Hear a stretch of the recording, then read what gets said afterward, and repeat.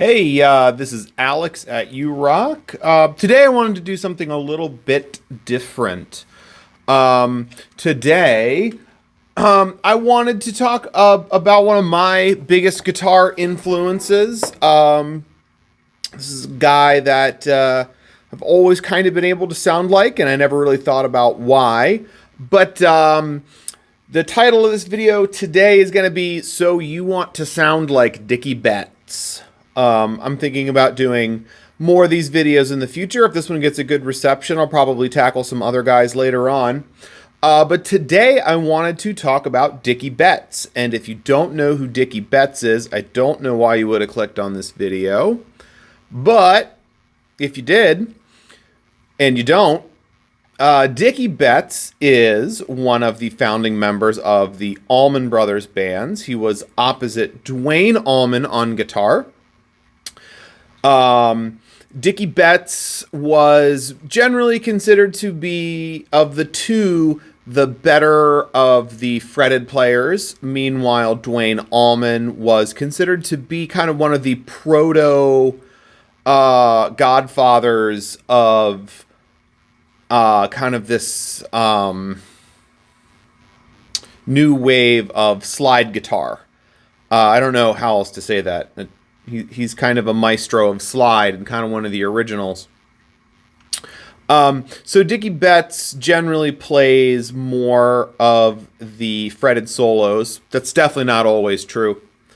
But anyway, Dickey Betts also wrote a fair amount of Allman Brothers songs. He wrote a lot of the instrumental pieces.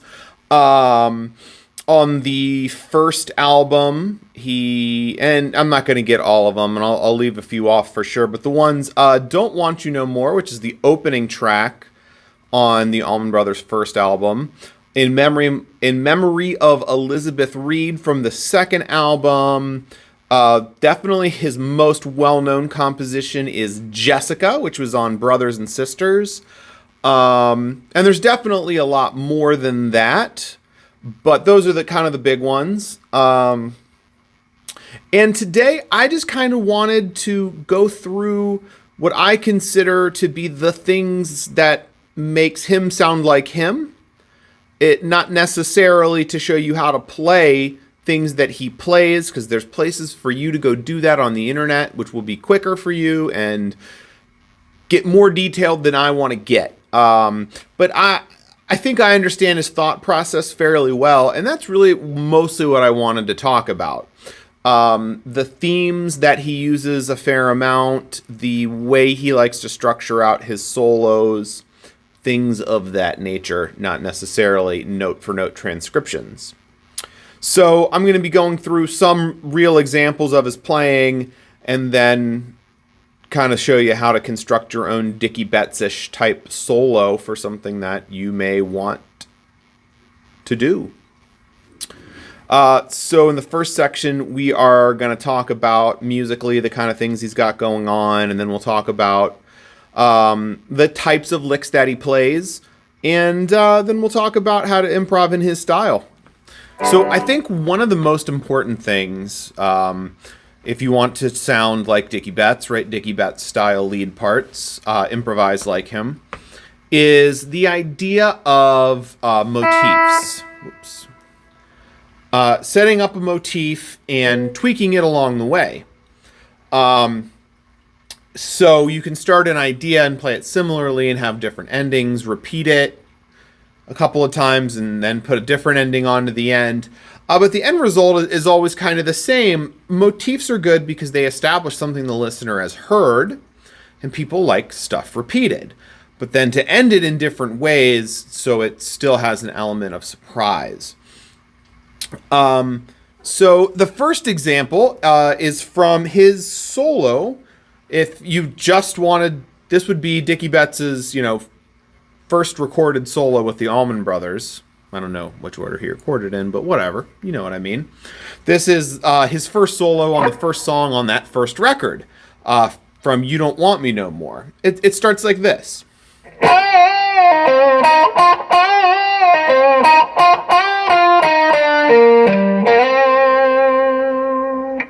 So you get this repeated over and over. And then he tacks on an ending. And he keeps going with similar ideas.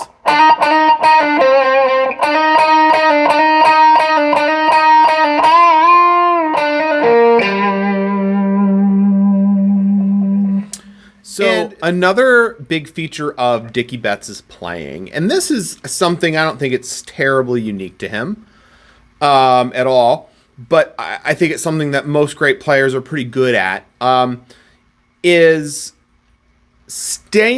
hanging around long enough in one place to develop ideas. And really only moving after kind of all the ideas in that section of the scale that he's playing in have kind of been exhausted. So if you can think of his solo from Jessica, right?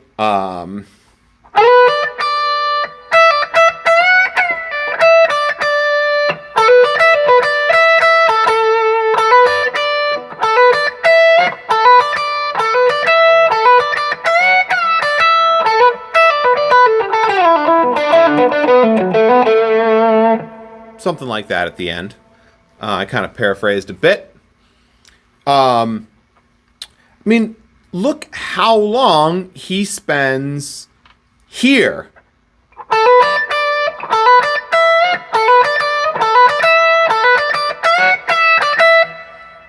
He plays essentially 4 notes for, the first 10 or 15 seconds of that whole solo. And it never gets stale because he's obviously spent enough time developing his ideas in this region before he moves on.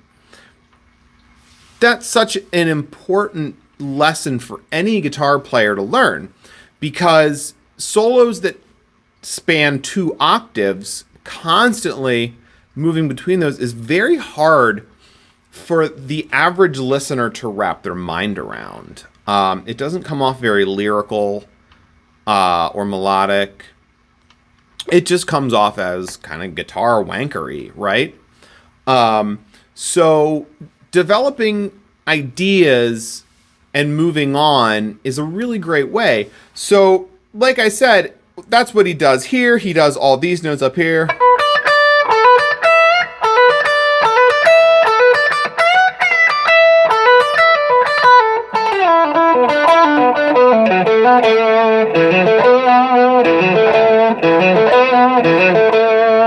And then he starts a similar thing, just an octave lower. So he's playing these notes here.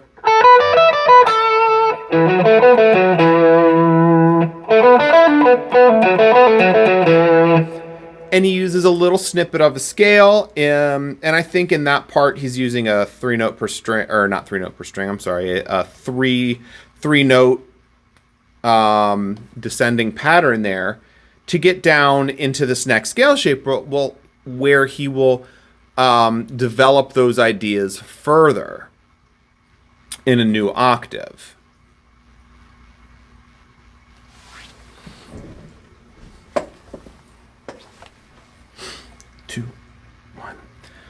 So then, when he jumps down that octave lower, after the,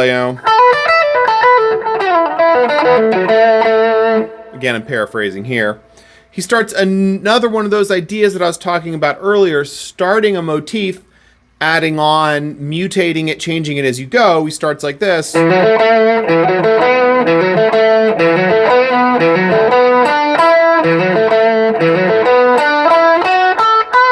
And then he uses that as a vehicle to move around more.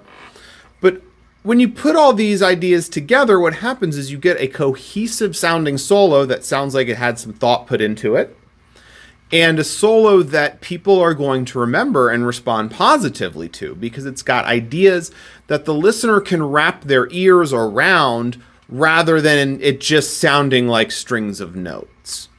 And I think that's one of the most important things about any guitar solo. And I think that's why the guitar players we think of fondly more often tend not to be the people with the best chops, but they're people like David Gilmour And they're people like Dickey Betts and Jimi Hendrix, people who didn't constantly feel the need to show off their chops, but were good at developing ideas and playing in a lyrical way. The average person, I think, is going to respond to that better than someone like Yngwie. Sure, he's got fans, but the average person doesn't even know who he is. Sorry, Yngwie, if you're watching. So, again, I'm going to continue kind of talking about the solo from Jessica, and it's a long solo, and there's a lot of ideas. And I think that this solo really typifies kind of his style. I think it's kind of got all the elements that he likes to do. So another thing that you want to mess around with are what I would call ostinato licks. Ostinato is a fancy term for kind of repetition in music. He's very good at this. He's very good at taking interesting ideas and repeating them, not necessarily 10, 15 times in a row, but enough times in a row that you'll grab it and then he'll move on. And so it's surprising, but again, the listener can predict what's going to happen, and then something new happens. Oh, and their interest is perked back up. So again, in this solo from Jessica, he's got a pattern that's going sort of something like this. I'm going to paraphrase. I'm going like...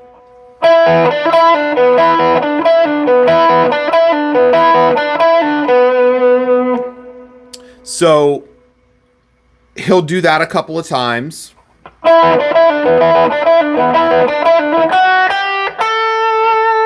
And then he'll exit out of it and go back to it. You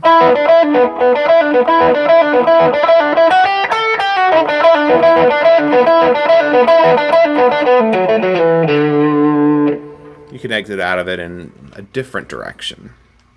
And he uses these a fair amount in like the whipping post solos, especially like the live at the Fillmore East.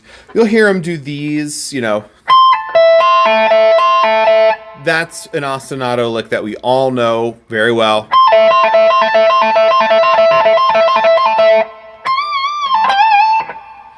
And you know, the nice thing about those is, like I said, they grab people's ears, they can predict what's going to happen, but the other thing is they build suspense. If something repeats...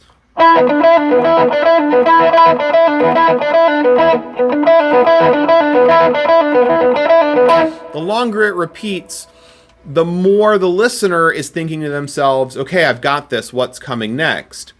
The longer you draw it out, the more they're thinking, okay, what's going to happen, what's going to happen?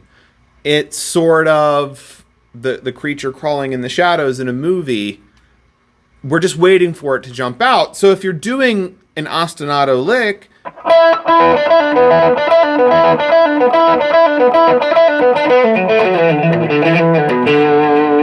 when you exit out of it, you see the creature attacks. So the longer something happens, the more suspense it builds up. It's a really helpful thing in longer solos. In short solos, you might not have time for that. You might not want to dedicate too much time out of a short solo for something like that. But in longer solos like this one, it really helps. So later on in the solo, he's got a very similar idea.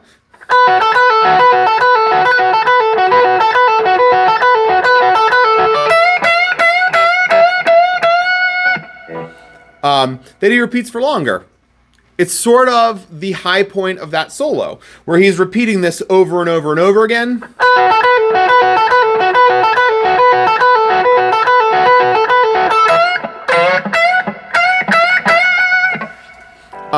Sorry, this guitar is fretting out. I need to set it up. So that's kind of the emotional high point of the solo, this repetitious lick, and then he ends it with these, again, repetitious bends.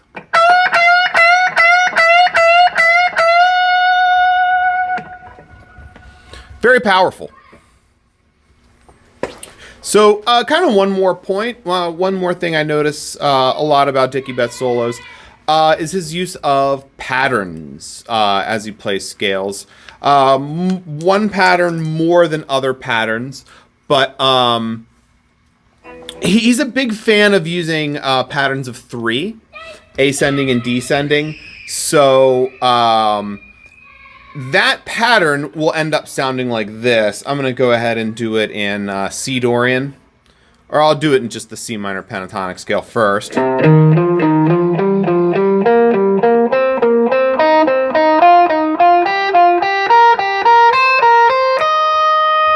That pattern is ascending 3 notes at a time. 1, 2, 3, jumping back a note.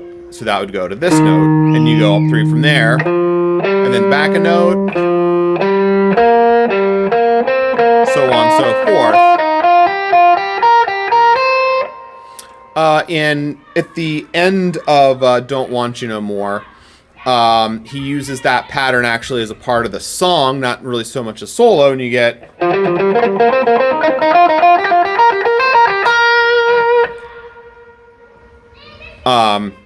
he uses that a lot in solos. It's a nice way to move, especially when you need to move to a different octave, a different place on the fretboard, but you don't just want to go, you know. You can go.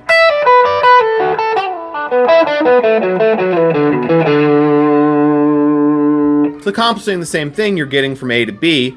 It's the difference between getting there in a Kia Forte and a Ferrari. Just a more stylish way to get there.